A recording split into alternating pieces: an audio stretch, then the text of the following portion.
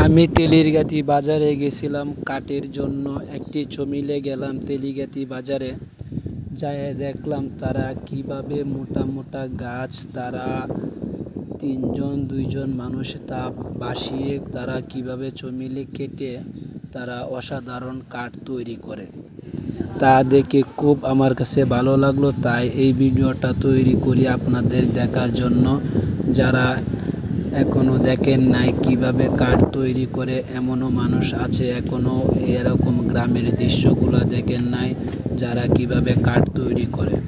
তাই আজকে আমি আপনাদের জন্য ভিডিওটা তৈরি করি। দেখেন কিভাবে অসাধারণ কাঠগুলা তৈরি করছে, তা দিয়ে মানুষ অনেক কিছু মানায়। কাঠ, চুকেস, কাঠমালের ফার্নিচারের অনেক কিছু তারা এই কাঠ দিয়ে তৈরি করে। তা দেখেন তারা কত সুন্দরভাবে গাছটাকে কেটে তারা কত সুন্দরভাবে তক্তা তৈরি করছেন।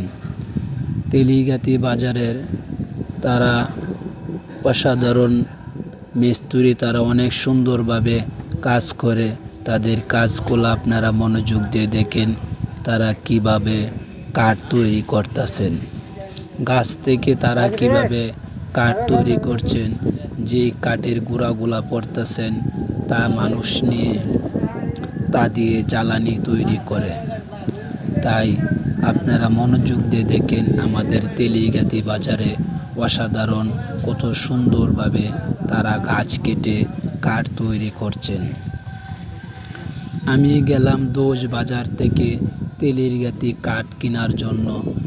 যে আমাদের যোগীনগর মজিবর ভাই, তিনি অনেক দিন যাবৎ কাঠের ব্যবসা করতেছেন। সে ভাইয়ের কাছে গেলাম, যাই অল্প টাকাতে নিজেই গাছ পছন্দ করে দেখিয়ে কাঠ আমি তৈরি করে নিয়ে আসতেছি। আমার কাছে খুব ভালো লাগতেছে। আমাদের এলাকায় এখন বর্ষাকাল, চতুর্দিকে পানি। তাই চিন্তা করলাম পানির থেকে তো বাইর হওয়া যায় না, তাই এই কাঠ দিয়ে একটি নৌকা তৈরি করব। তা আমি মিস্ত্রিদের সাথে কথা বললাম, তারা বলল কাঠ নিয়ে আনার জন্য। তাই তেলিগাতি বাজারে গেলাম, যায়া আমি সুন্দরভাবে কাঠ তৈরি করে কেটে নিয়ে আসতেছি। তাই একটা জিনিস সে জায়গায় ভালো লাগছে, যা ওই জায়গায় কোনো লেবারের প্রয়োজন লাগে নাই।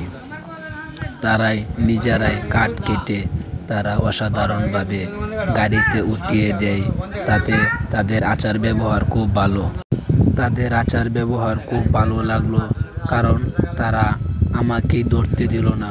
বলল, আচ্ছা ঠিক আছে, তুমি এই জায়গায় ভিডিও করতেছো, তোমার কাঠ ধরতে হবে না, আমরাই তুলে দিতেছি। তারাই নিজেরাই খুব সুন্দরভাবে গাড়িতে তুলে দিলেন। তাদের ব্যবহারগুলা এত ভালো যে অসাধারণ। তাদের সাথে আপনারা কথা বললেই বুঝতে পারবেন তারা খুব ভদ্র, নর্মভদ্র মানুষ, তারা খুব সরল মনের মানুষ।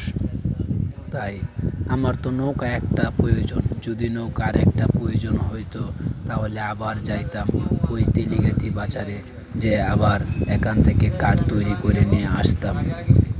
আর যারা মনে করেন ঘর বাঁধার জন্য কাঠ কিনবেন, তারা যদি সরাসরি জমিল থেকে কাঠ কিনে নিয়ে আসেন তাহলে আপনারা অনেক টাকা ছাড় পেবেন।